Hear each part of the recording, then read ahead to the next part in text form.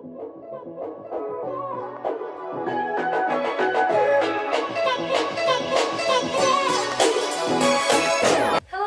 ดีทุกคนที่ต้อนรับกับข่าวซูช่องของก้าอีกแล้ว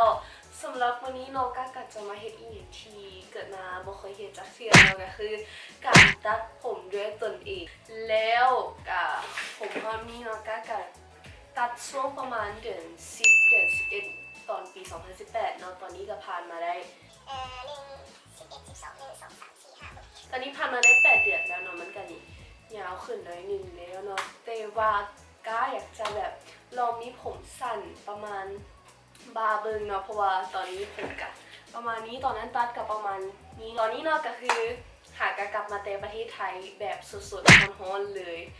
และก็จะเล่าประสบการณ์ในการไปเที่ยวครั้งนี้ทุกคนฟังเนาะกระทาติดตามกันเบิ่งได้เนาะอาจจะมาซ่าน้อยนึงเนาะเพราะว่ามีหลายวิดีโอที่ยังว่าทันได้ตัดเนาะและก็คิดว่าน่าจะไวๆนี้กระทาเบิ่งน้ำกันเนาะตอนนี้เฮามาลุ้นกันเบิ่งเนาะว่าก็จะสำเร็จหรือบ่เพราะว่าเคยตัดมาอีกทีนึงแล้วมันจะเป็นแบบว่าถ้าแหละเนาะกระทาเบิ่งน้ำกันเนาะว่าจะสำเร็จบ่กะมาเป็นกำลังใจให้เด้อก็โอเคทุกคนขั้นตอนแรกเนาะก็จะมามัดผมก่อนเนาะ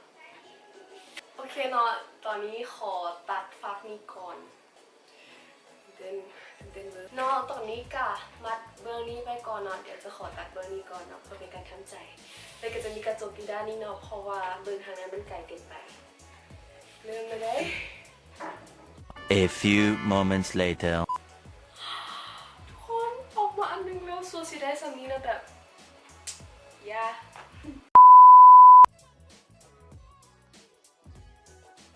ทุกคนดูความแตกต่างของซอแรกเนาะกับซอที่2จะเห็นได้ว่า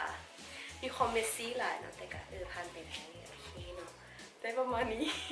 อีกฝั่งนึงไปต่อกันเลยตอนนี้กะเหลือซอสุดท้ายแล้วโอ้ my god การตัดผมเป็นที่ห้อยแล้วนี่ก็คือซากผมเนาะจะเห็นได้ว่าตัวนี้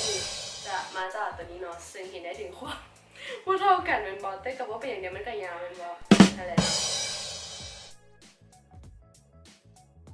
โอเคนะทุกคนและนี่ก็คือผลลัพธ์ที่ออกมานั่นเองถ้าใครมาก็อย่าลืมกดไลค์กดแชร์แล้วก็กด subscribe ให้เด้อเดี๋ยวก็จะต้องไปลิ้มผมอีกนิดนึงละมันถึงความว่าเท่ากันของผมเนาะตัวอย่าง practice makes better เนาะเดี๋ยวก็จะพยายามต่อไปพยายามตัดผมอีกว่าแล้วจะไม่ต่อไป